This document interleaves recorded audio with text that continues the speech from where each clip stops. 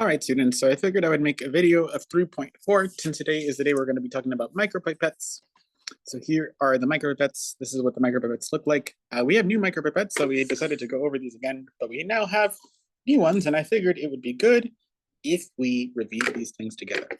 So the first thing that we did today was I asked students to please first write the translations of their of these words. And here are the words. I'll leave this here for a hot second just for you to see.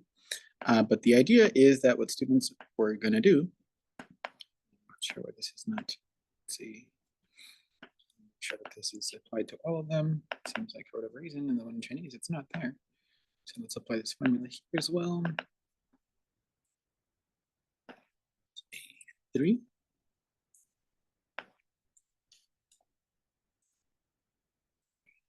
Let's make sure this is the same formula here. If is blank. Oh, I don't know why it's not translating. But anyway, what you're going to do is you're going to write the word in Spanish or in Chinese. You're going to write it right below, such that you have the translations for all those pieces in your home language as well. But okay, cool. So let's go back to Zoom so we can stop screen sharing. You can see the screen again. Okay, so the first thing you're going to do is you're going to write the translations for each of these pieces. Then what we did is we actually saw them. So we looked at each of these pieces here. And so, right, the dial, this is the dial right here. This is the dial. This is the plunger. This is the volume lock. This is the volume display. This is the hand grip. This is where you put the hand. This is the volume range. This is the pipette shaft. And this is where the tip will go. So as a reminder, if you were not in my class last semester, the correct way to hold a micropipette is like this. Your thumb will always go on top. Never, never, never, never do this. That is wrong. It should always be on top like this.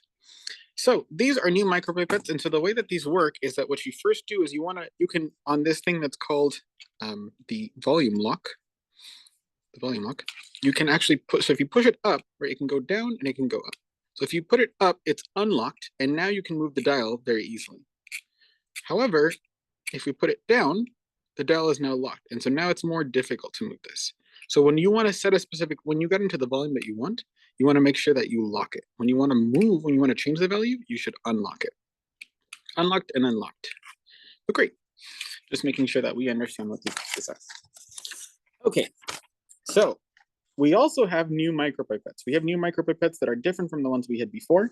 Last time we had a P10, or sorry, we had a P20, a P200, and a P1000. Now we have a P10, a P100, and a P1000. So now we have different micropipettes. So it's important that we learn how these things work. So you know that it's P10 because it says 10. You know it's P100 because it says 100. And you know that this is P1000 because it says 1000. So great. They all also have different types of tips. So our P10 has these small little white tips. So to help us remember this, here on top, there's this white color. So this white color here matches with these white tips.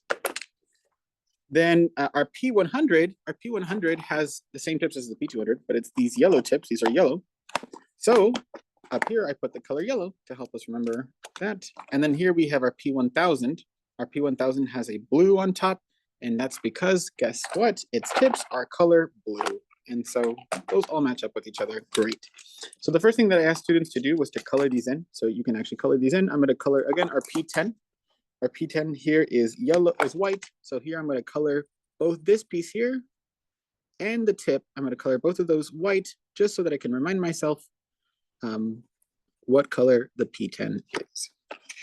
This on top is white. So if I have white up here, it's a P10. If I have a yellow, that means it's a P100. Again, our P100 has this yellow piece up here. So I'm going to make this yellow just so to help me remember. And right, we have the yellow tips. Whereas our P1000, right, has this blue piece up here. So it's blue here. Tip. Okay, so it's blue here. Maybe it looks a little bit more purple, but it's blue. And then the tip is also blue. Again, you don't need to make anything super beautiful. It's just more so to help you remember that P10 is white, P100 is yellow, and P1000 is blue. So we're also going to see here how to read this micropipette. So the P10, right? P10 is again this guy.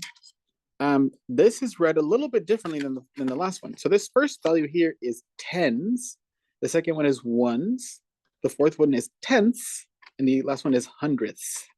So for the P10, the lowest volume you can achieve is 0.5 microliters, and the highest volume you can achieve is 10 microliters. So to show how that we get this, right, if we want to find our minimum value, right, if our minimum is 0.5 microliters, right, so 0.5 means that we have no tens, we have no ones, and we have 5 tenths. So it'll be 0.050. So what I'm going to do is to get there, I'm going to push this up to unlock it, and I'm going to go down to 0.050. So it's going to take a little bit, but this is the minimum amount of volume that our P10 can hold. We will never, ever, ever, ever, ever, ever, ever, we will never go below this number. We will never go below this number. This is the absolute lowest value that this micropipette can hold. So here we have 0.050. So this is the minimum amount of volume that this thing can hold.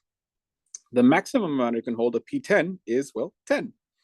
10 is just 110, so there's just a 1 here, and 0.000. This is the maximum value. I'm going to just spin this real quick because it's going to take a little bit.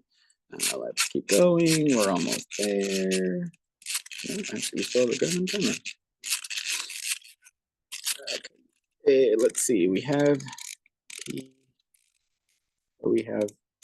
So here we have 10 microliters. 1, 0, so 10, 0, 0.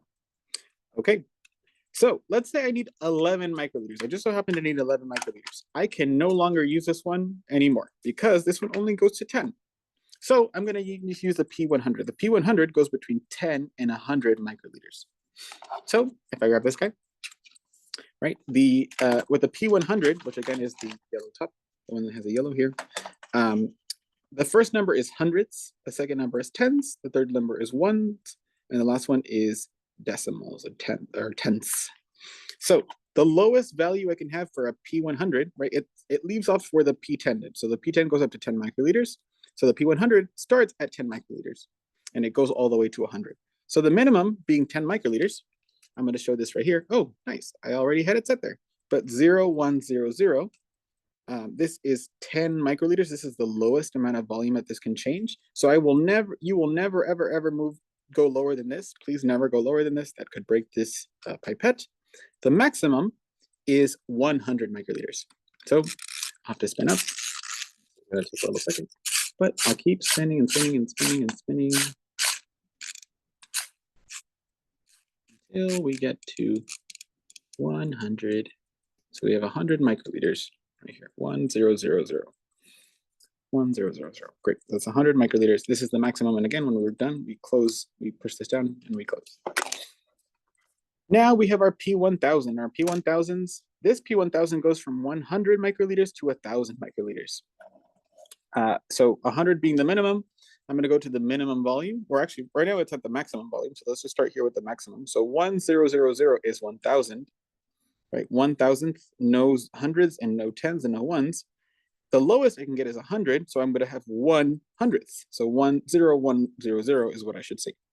So let me move this down all the way to the bottom. Well, not all the way to the bottom. Again, you want to make sure that you don't go past that value. Honestly, they should just make them where you can't move past that value, but for some reason they don't. So let's see. So we have 0.100. That is 100 microliters. So that's the minimum value that this can contain. But this is just to show you that that's how this works. We lock. Okay. So what I'm going to do right now is I'm going to teach you the procedure on how to actually use a micropipette. So we're going to start from the beginning. Okay. So first of all, if we were doing a lab, we would be wearing gloves, but we're not doing a lab right now. So the first thing that you're going to do is you're going to grab the correct micropipette from the carousel and push up the volume lock to unlock the dial. So in this case, I didn't tell you which one you need. I'm just going to grab the one that's right in front of me. It's a P10. So what I'm going to do is I'm going to unlock it. I'm going to push up on this, right? This is down, this is up. I want to unlock it. I'm going to turn the dial to reach the desired volume. So if I want to decrease my volume, I'm going to go this way. If I want to increase it, I'm going to go this way. So let's say I wanted to get 7.5 microliters. If I want 7.5 microliters, right? There's no tens, 7 ones, and then 5 tenths. So I would have 0.750. 0.750. When I've reached my desired amount, I close like this, and I'm locked. Right? That's what step 3 tells me to do, is to push the down on the lock once you have reached the desired volume. Then it says to place a micropipette tip on your micropipette. So a micropipette tip, another thing to remember is you are never going to touch these tips with your hands because your hands are dirty. You're going to just put this tip on here like this, push down gently, and then it should be right on. And so you have your micropipette tip on your, you have put the tip on your micropipette. Okay, let's keep going. So here it says push on the plunger of the micropipette with your thumb until you reach the first stop. So if you push on this, so again, always thumb on top, you're going to push to the first stop. So you're gonna, if you push down, you'll feel that there's one stop and there's a second stop. We only want to push to the first stop. So push to the first stop, that's where you want to be. So it says, so yeah, you push on the plunger until you get to the first stop. Then what you're gonna do is, so you're going to now take whatever liquid you're taking. So let's say this. So you're gonna put the tip into the liquid, but only the tip can enter the liquid. So only the tip, only the tip. None of this, this shaft should not go in. So only the tip should go into the liquid. When I'm inside the liquid now, I'm going to release my thumb. And so water is now going to be inside of the tip. Then step 8 says for me to pull this up. Right, so for me to lift the micropipette from the liquid. So right now in my tip, I have 7.5 microliters of water. It's a very small amount. It's not super important, but it's just more so to show you. So it says place the micropipette where you would like to dispense it. So wherever I want to dispense it, wherever I want to expel the liquid. In this case, I'm just going to put it back.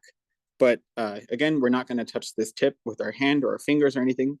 If we want to release the liquid, if we want to expel the liquid, I have to push all the way to the second stop, all the way to the second stop. So here, I'm going to expel the liquid. I'm going to push all the way to the bottom, all the way to the second stop, so that I know that I'm out. 1, 2, and 3. All the way out. And my tip is now empty. So I released all the liquid from my tip. My tip is empty again. Okay, so what you do after is you're then going to put this tip back inside of, you're going to dispense the tip. Right now that every time we use a tip, it is now dirty, unless you're using water. If you're using water, it's okay. But here we're going to dispense the tip. We're going to click this little tip dispenser and we're done. So then we can put this back on the carousel and we have finished our procedure. That is how you use a micropipette. And that is what you have to do each and every time you use one. One thing to note, students, is that whenever you have liquid inside of your micropipette, inside of the tip, please make sure to never, ever, ever, ever, ever, never hold this micropipette, never hold it on the side or this way or this way or this way. You always want to hold it this way. We'll always want to hold it upright. So make sure that anytime you use a micropipette that you are holding it like this. And again, not like this, but like this, and straight up so that you can put it right back up. All right, looks good, students. I'll see you tomorrow.